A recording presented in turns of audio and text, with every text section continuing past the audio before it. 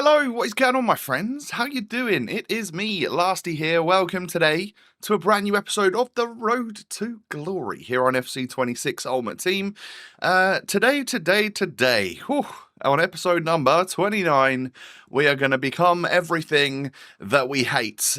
Because as you can see on the old concept squad in front of you, Claudia Pina. She's getting purchased today, and there's going to have to be a couple of things that happen in order to make that happen. So if you do enjoy, do me a favour, hit me with a thumbs up, subscribe as well if you're new to my channel, and follow me on socials. All the links are down below.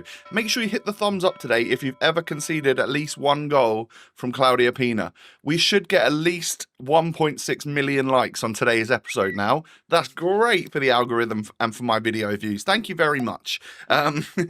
So we have to sell Sophia Wilson in order to I decided, because we lost like 30k on this card in a matter of a day or something, I was sick of losing so many coins on my players. So Pina had dropped from like 100k down to 40. I thought, you know what, we just packed Patry.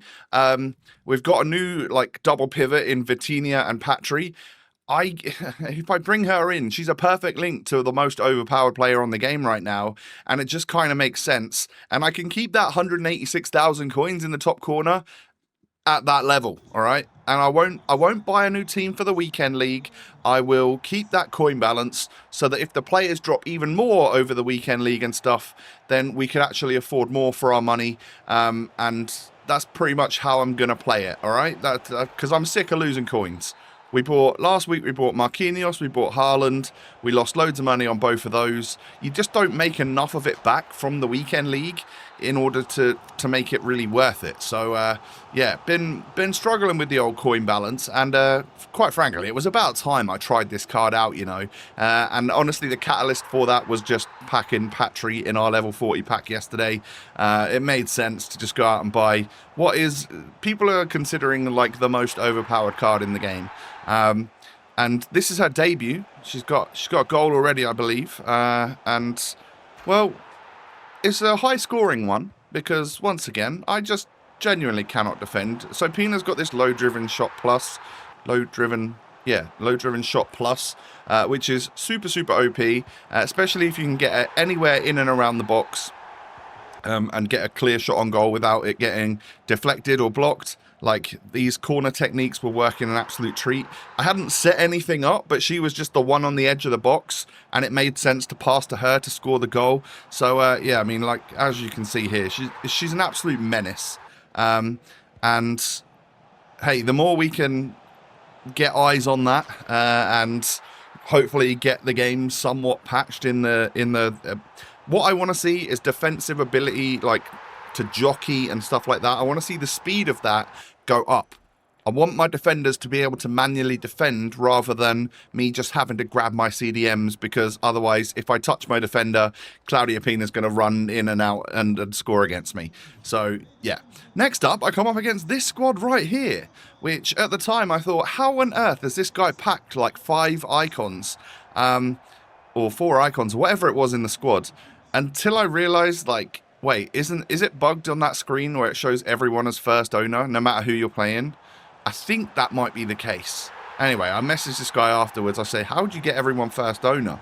And he said, I spent about 500 quid on the game, bro. So I'm guessing that image is glitched, because there's no way you're packing all of those icons in 500 quid's worth of FC points. But anyway, fair play. If that's what you enjoy doing with your 500 quid, spending it on FC, then fair enough.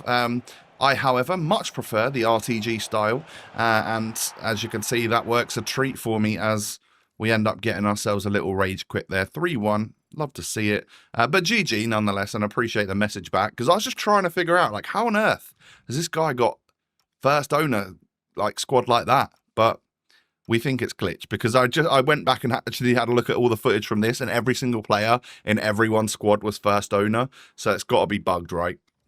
I'm guessing he just bought that squad after spending about 500 quid on the game. Into the next one then. I think maybe need this 1 win or maybe 2 wins more in order to to get our 30 points for the week. So I'll show you my rivals rewards tomorrow. I've also got Middlesbrough away coming up. It's going to be on Friday night. So I've got to somehow, from now until...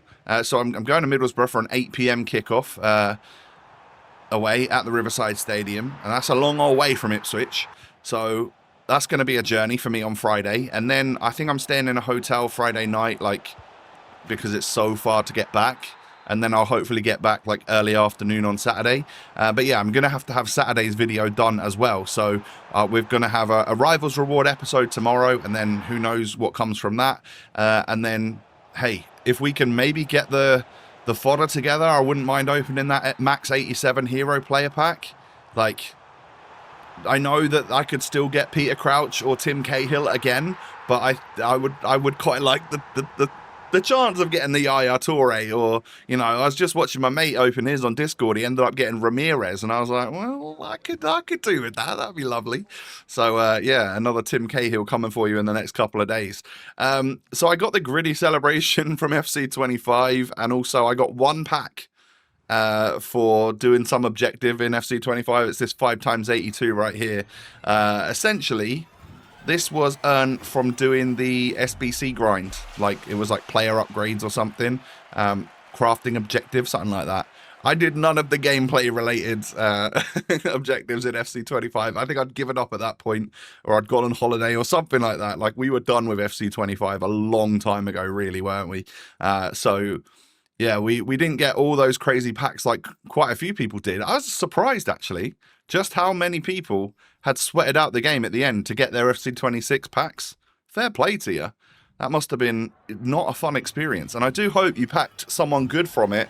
I saw Nate, the foot accountant. I saw that he packed, like, Alexia Putellas. So his tweet was like, FC25 was worth it. I liked that. I thought that was quite good. But yeah, GG if you were able to pack something from your FC25 rewards. We do this 2x83. Why not, right? I'm sure you've got the fodder laying around just to get this done. You might as well. You never know what's going to pop up from a double 83 pack. Is it, you know, it gets rid of everything 82 and below. So the chances of getting a walkout must be astronomically higher than just doing a 2x78 pack. Unfortunately for us, we don't see a walkout. We do see a Portugueser from Man City, and that is, of course, going to be Bernardo Silva. He's got that tiki-taka plus. We've packed him a fair amount lately, actually, and he is a duplicate. We get the double Man City pack. We get Kovacic and Bernardo, and then something that I hadn't clocked straight away when this SBC released was that Aguerd, the player that we're going to unlock from this player pick SBC, that you get the choice of 2 players, Aguerd is Moroccan in Ligue 1. That is a chemistry link to Hakimi. And he looks like a great centre-back. So I was like, yeah, I've got the fodder for this. I can absolutely bring this player into my club. And then maybe, if we get the team settled right, we could sell that Marquinhos, claim some more of our money back, and not have to buy tradable players for a while, so that we can maintain our coin balance. I might even use the coin balance to buy the fodder to put into a hero pack, because I'm losing coins anyway. At least that way I get an untradeable hero out of it. Do you know what I mean? Might have to do something like that. We shall see, though. We shall see. But yeah, we can complete the final squad here. It was 2 82s and an 84. Did I need a team of the week in this? I can't remember. I don't think I did. I either did or didn't. I mean, those are the only 2 options, aren't they? But yeah, ratings reload duo pick number 2 gives us a 1 of 2 pick between one player from La Liga and then one player from Ligue 1. Both cards look pretty good, to be fair. I just reveal both here. We get 85 rated Gay central midfield from, is it Villarreal?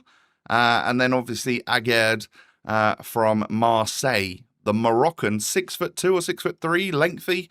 I just think that's a good centre-back card. He's got block and anticipate. He hasn't got intercept, which I would like, but maybe down the line we can give him the odd play style or something. That would be helpful. But yeah, just a nice link to Hakimi that isn't my tradable Marquinhos. So I could potentially sell him, as his price has pretty much stayed the same. I saw that prices were ebbing and flowing a little bit as I recorded this video. And I think Marquinhos was basically back up to what I paid for him this time around. But then no doubt he'll probably drop again, and it's a bit strange. The market is genuinely all over the place. I don't even know, what does Rivals Rewards do to the market? Because it increases the supply, but it also increases the demand because people get coins as well. Anyway, we're spending the first of our FC points here on the RTG. You know, we get the Ultimate Edition, so we have the 6,000 FC points, which I've said to you guys, I will only spend on Evolutions this year. We've done our first Evo. I decided, before it expired, to give Hakimi the Cornerstones card design. Now, I could have and probably should have given him that one that we earned in the Gauntlet the first week, but I gave it to Rodman instead. Now, I've given it to Hakimi because it gives him a boost in chemistry and makes him a little bit easier to link. And he is, of course, a major sticking point in our club because of his nation and league. It's quite difficult unless you've got all the PSG players like I have, but it just makes things a little bit easier to link. You're seeing that I'm making use of some of my reward evolutions right now. I can't even tell you just how many I completed right here. There's a lot going on. I'm basically giving little play styles here and there to either Ipswich players or trying to like make a couple of other players a little bit more meta. Just using some of them. We give Rashford finesse shot base. He's got 83 shooting, so when we use him in like a Gauntlet or whatever it may be, he can be a little bit better, you know, very nice. And then I've readjusted my Gauntlets teams because I've been really struggling in this game mode. I'm not going to lie, I'm properly struggling. I don't know what it is. I don't know if I'm playing at the wrong time of day. This whole stadium thing with the shadow is doing my head in. And it always seems to be when I'm at home. Is that because I've got Portman Road attached? And then this is the actual Champ Stadium or whatever?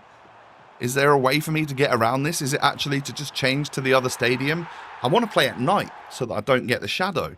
Because I really struggle to concentrate, I'm not going to lie, in this stadium. That whole thing just does my eyes in a little bit. But my first squad here is an English team. We've got majority of the team is English. I think maybe my right back is the Canadian girl from WSL. But like a real nice team here. And then we've got a fair amount of players on the bench as well. So I think I brought on like Brian and Buemo, and he did a good job for me. But the Agimang, the female striker that you get from the season pass, she did a good job for me there. And that was Gauntlet squad number 1. We get the win. Then we load this team up right here, which is a mix between Liga 1 and Bundesliga. I mean, nearly as strong as my main squad. This is a good team right here. But we also come up against like a mega squad with lots of very, very, very good high-rated players on it. But I tell you what, changing to a 4-4-1-1 means that my centre mids are properly pushing up a bit more. I'm like getting more out of Vitinha, especially. I mean, in this game, it's abundantly clear. He scores a hat-trick in the first half, I'm pretty sure. Because I concede so many goals, I wondered if switching to a slightly more attacking formation, this 4-4-1-1, where I've got 2 centre mids rather than 2 CDMs, like, I wondered if that might just mean that I outscore my opponent rather than... Because I'm going to concede anyway, right? But, yeah, I don't know. I don't know if I've got the ability to do that. Maybe playing a bit more defensive means that I concede less. I feel like I'm going to concede no matter what anyway. It's not really up to me. It's up to the game and them getting kickoffs and stuff. But either way, as you can see here, I get a winner in the 88th minute. Oh, wait, no. Kickoff goal. Intercepted. Deflected. Weak foot of Pedri. In off the post. Sends me into extra time. Sends my head up to Mars. And we end up losing, I think, in extra time. Which is so annoying because this is the closest I got to getting the perfect Gauntlet.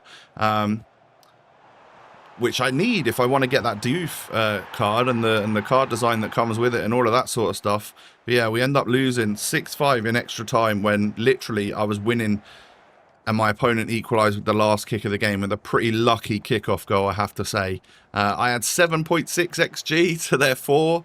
Yeah, tough Very tough. And that, I'm not going to lie, it did send my head.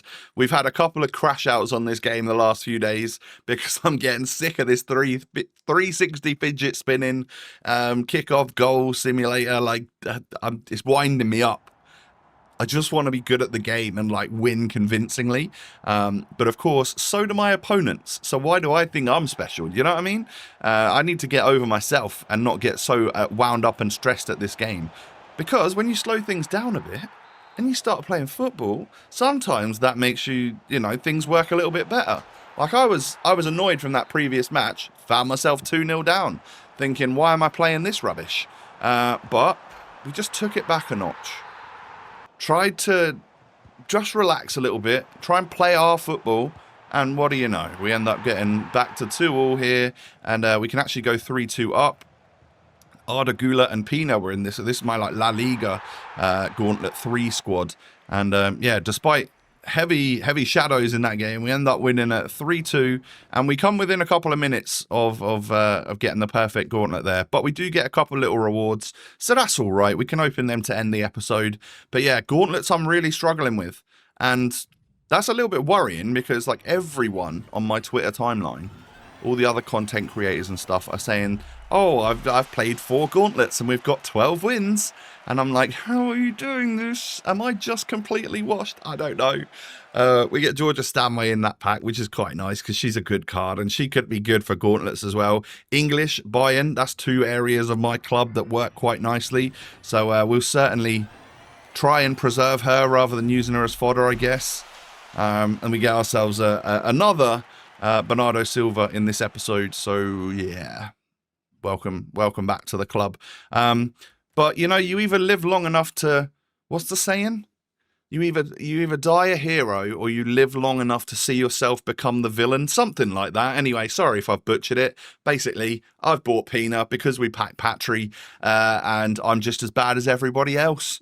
So there we go. Maybe that's why I've conceded extra goals and lost matches today, because everyone's seeing my Claudia Pina up front and thinking, oh, I'm going to sit forward and sweat against this guy. That might be the case. Anyway, Aguerd is a good SBC. I rate him, and for 25k of your fodder, I think it's totally worth it if you are a Hakimi owner. And then, yeah, quite enjoying the 4-4-1-1 as much as you can. Enjoy the current state of gameplay.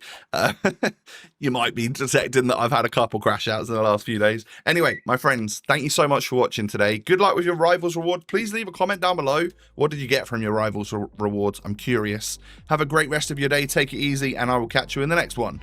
Peace.